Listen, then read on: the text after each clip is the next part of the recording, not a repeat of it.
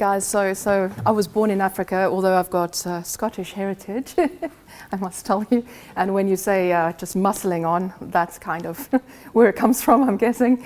I've been a data scientist, and if it ages you to say that I'm actually a statistician, but I've been a data scientist for about 22 years in the industry with various iterations. And because I was born in Africa and come from there, we do a lot of projects there that's close to my heart. A lot of them are not-for-profit, but leveraging a lot of the work I've done with commercial customers in the mining industry, De Beers, illicit diamond trade, and we're looking at syndicates there, actually using that data to help me work in other areas that are more social projects, because the guys are the same, right? So, yeah. If you look at just South Africa, where the largest still remaining concentration of rhinos are still there, you'll see if you look at the decline in poaching numbers on the right, that's really because of interventions that we've made with data science, working with disparate data sets. We realized very early on that just looking at the parks, this project was in collaboration with our National Parks Board, and that's really where I started working with. We realized that just having their data was not good enough. We needed to go and follow what was really important. We needed to be clever about it. We needed to sort of stitch data together. The loose pieces of data that they had in collaboration with other people were never really good enough for us to model it and to try and understand the patterns and the connections and to make those connections, right? And that's really where the skills of somebody like us could help stitching it together, number one, but number two, using data science algorithms to try and understand patterns that were happening, which they wouldn't have necessarily been able to. So what we really figured out very early on is that we needed to understand where the money's coming from. We needed to follow where the guns are coming from, because these people were quickly being supplied. And the people who actually sort of commit the crimes are the very poorest of the poor. They're really funded by big kingpins with lots and lots of money to buy guns and so forth. So we really, this is a TIPCO tool as well, network analytics, but we were looking at people networks, who was talking to whom, companies, their suppliers and accounts. Interesting tidbit which we started seeing was guns were seemingly being imported legally, but in more quantities than they were allowed. And we sort of kind of started finding serial numbers that some of them were found in poaching cases, and sort of serialized serial numbers were found by legal farms with sort of safari and hunting trips. And we started sort of stitching all of this together and understanding that what supply chains and where the actual supply of guns were coming from in this process, and trying to track all of these things. So what were our successes? A decline in poaching numbers, which you saw on the first slide. Actually, I'm very happy to report that it started sort of in 2017 with 2014, 15 with 200 rhinos a year, the poaching numbers going down. I'm happy to report now that it's not only going sort of, the poaching is going down by 300 or 400 a year, but the actual population is increasing. Finally, the impact in actually growing has become huge. One of the big reasons for the decline you see is that we closed down a huge syndicate. The funding, once the funding was cut off, the guns stopped from being brought into the country, into Mozambique, which is a bordering country. We started seeing less money being available, less resources being available, and that made a humongous impact. And I must tell you guys that this is sort of a multi-agency approach. There was law enforcement. We worked with data from imports and exports. We worked with data from known crime syndicates. We worked with data specific, like data about the animals and how they were behaving and so forth. And yeah, rooting out the syndicates at the source. What were our challenges? These crime syndicates are very complex. As soon as you sort of figure out a pattern and adjust algorithms towards it, they change their MO.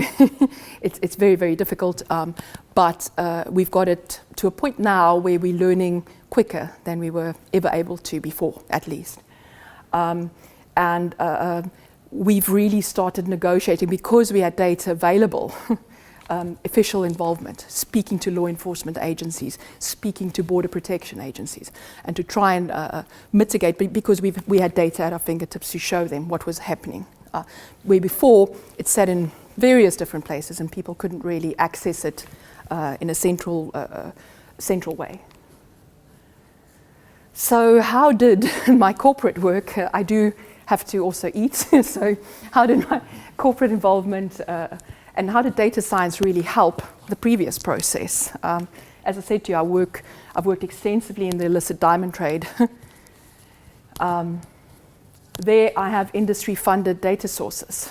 They are happily sharing those with us. These guys also win against these syndicates themselves by collaborating with other industries. We could use sort of cross-pollinated data. Internal intelligence. These companies, I can't say too much about it, but they employ specific intelligence staff to gather intel. And that data is very useful as to what's happening, for instance, in a poaching environment. Of course, advanced analytics tool sets, which we're used to working with, enables us to get to answers much quicker. Business skill sets. A lot of these people that I work with in the corporate environment are ex-military intelligence and so forth. They have interesting information on how to gather the info. My job is to help them sort of stitch it together, the technology. And so later this year, you might be hearing that we actually sort of together creating a book on how to do this. Okay. Lastly, these people have high influence with law enforcement networks. They work with them all the time, doing sting operations and things like that. So again, that data comes back to us, and we can further use it to enhance our algorithms. Okay. So what did we find? Same syndicates involved in the illicit diamond trade are also involved in poaching, drugs, prostitution, child trafficking. So these are very bad guys. They don't do one thing. They get involved in everything. And how did we link them? We looked at the data sets. We looked at sources of funding, people networks, who's talking to whom, and what do they say, and what do they do, and how do they congregate, and how do they manage to kind of pass on information and packages and money. Their supply chains. The contacts remain the same for certain, and their distribution networks. If you look at where diamonds get sold, rhino horn gets sold, children get trafficked. These are sort of a huge network, but run by a very few people, and that's what you want to get to, right? What are the tools? You guys are data scientists, I understand. What are some of the techniques under the hood that I used? Things like clustering and segmentation, looking at people behavior, decision trees, predictive forecasting models. What do we think is going to happen next? Text analytics. There's a lot of social media analytics involved, especially when we're building the people networks. Things like car registration numbers, telephone numbers, addresses, all these kinds of things, and how do they kind of link together? Who's talking to whose wife, who's a friend of that person driving car X? That's kind of the typical analytics we do. Optimization and simulation, and of course machine learning techniques. And of course, I would be remiss to say, again, we use, I've been using Typico Statistica for about 20 years and Spotfire to actually map out. These are not real images or not real people names. They're bad people. I have been threatened a few times. And then this is a new project we've just gotten involved in Kenya. by new project, and that's why I've such sort of I feel your pain. To get to this, it took us 5 years of motivating to the World Bank to get the funding. Well, the last 2 years was really sort of research to show that we can make a difference with data science, and we've gotten the money, and we sort of kicked off the project in November. What are we doing? If you look at, this is specifically for the Kenya Agricultural and Livestock Research Organization. We're actually looking at predictive and prescriptive algorithms for an advisory for smart agriculture and livestock farming. So typically these farmers are unskilled farmers. It's funny to know, for me, even growing up in Africa, that these farms are actually very, very small. 1 hectare, if you look at a farmer, they typically own less than a hectare, which is actually quite small. But the agency has been providing them with advisory services on text message, very rudimentary advisory services, and that's made already an impact of a 15% GDP increase. We've done some sample research in the counties where there's a sort of a multi approach to agriculture. There's different things they are farming and different livestock, and shown that by just doing predictive analytics on 3 things which are most important, droughts, rainfall, rainfall, and the pesticides that they are using, which some of your slides were very interesting to me. The pesticides they're using, just those 3 things showed that 15% increase. What's really important is the multipliers.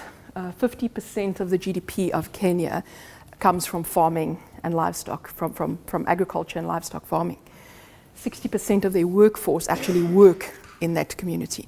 So that's why we can sort of achieve a lift in 15. So if that was happening across the country, which is what we're trying to achieve, it's funded by the World Bank. Our sort of kickoff for putting all the technology live, it's got data from NASA, weather data. So we're going to be supplying them with a motherload of things that they've never had before, and all automated through website registration and through sending to their old cell phones text messages to say, you should be applying pesticide A right now, and there will be rain with a 80% probability, so do ABC, which is what we're trying to do. And this is launching in end of May, beginning June, and we will have attendance from the French president and so forth to come and see what's been done, because, as I said, the World Bank is supplying $200 million for this project, and they'd like to see that we're actually doing the right things with their funding. So guys, that's pretty much what I wanted to say. You're very welcome to email me if you have any questions. But in a nutshell, as I say, my background's data science and statistics. I'm very passionate about data science for good. A lot of the work that you saw on the first slides is not for money. I just like doing that and getting involved in these projects. So, and we have to use the ones that are paid to sort of help us be able to do the ones that are not paid for. Thank you for your time.